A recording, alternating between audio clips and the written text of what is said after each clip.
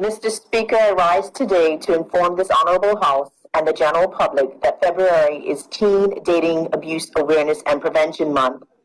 I would also like to take this opportunity to share what the Ministry of Social Development and Seniors has done in support of this initiative.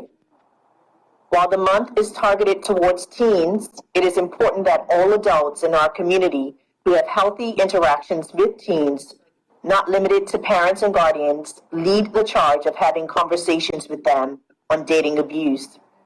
These conversations should include, but are not limited to, various aspects of teen dating, such as what respect in a relationship looks like and feels like, red flags leading to an abusive relationship, or while in an abusive relationship, and helping agencies in our community. Mr. Speaker, Bermuda is witnessing an increase in abusive relationships, not only amongst adults, but also with our teens. There have been a surge in reports from middle and high schools and youth housing facilities.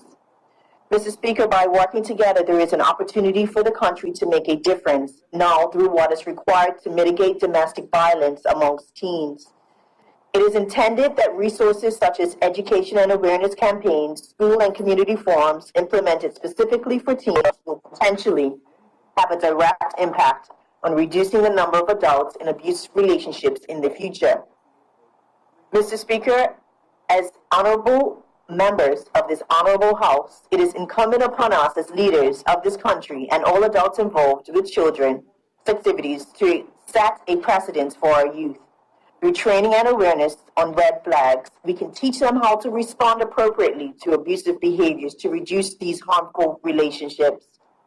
Mr. Speaker, common red flags of abuse include, but are not limited to, demands made by a partner for personal, private information such as passwords to access devices and or social media accounts, name-calling or intimidating behavior, apologetic behavior or actions after a physical or verbal altercation, being afraid to speak their mind or go against their partner because it will cause an argument, and a person threatens to leave if their partner does not follow their orders.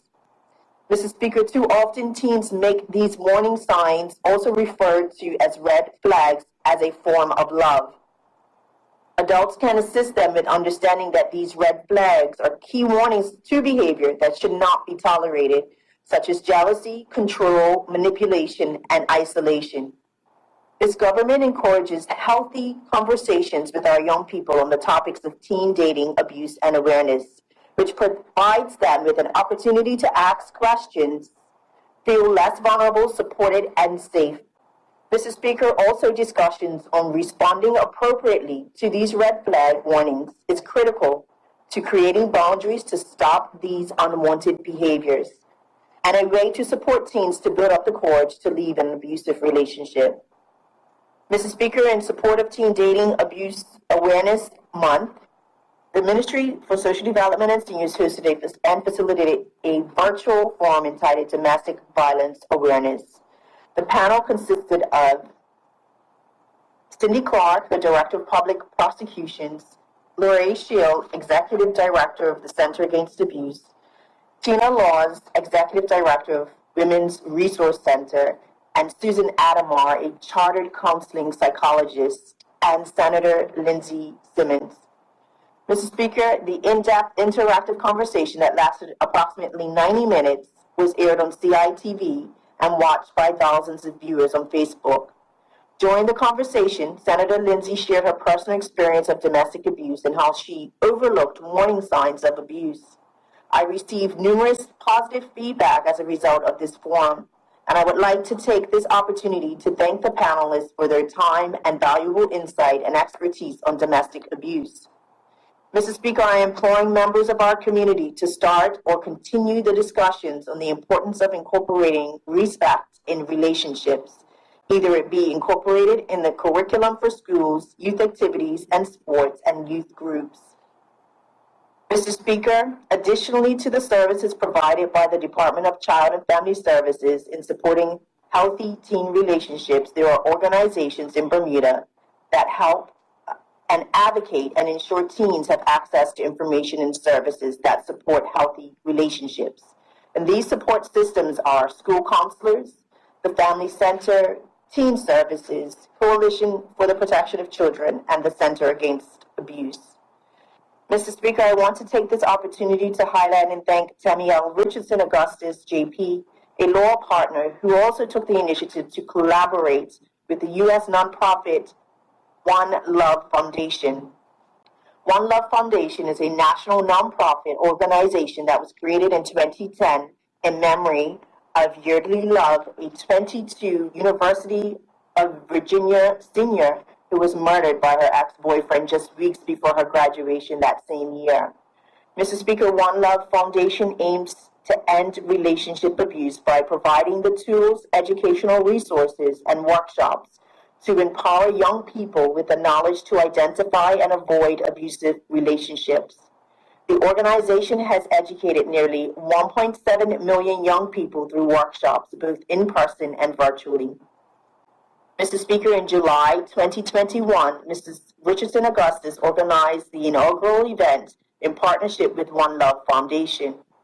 The 3-day Student Leadership Summit had 30 student participants aged 14 to 22 from public and private school and universities. Participants learned about the 10 signs of healthy and unhealthy relationships, how to identify and avoid abuse, and gained leadership skills to become youth ambassadors. Mr. Speaker, the government is committed to observing February as Teen Dating Abuse Awareness and Prevention Month on an annual basis and encourages all sectors of our community to do the same. Although 1 month a year has been designated to Teen Dating Abuse Awareness and Prevention, the government supports ongoing initiatives that aims to continue such conversations with teens throughout the year. Mr. Speaker, honorable members, and Bermuda's adults, as a collective, we must remember that teens observe our actions daily, regardless if they are positive or negative.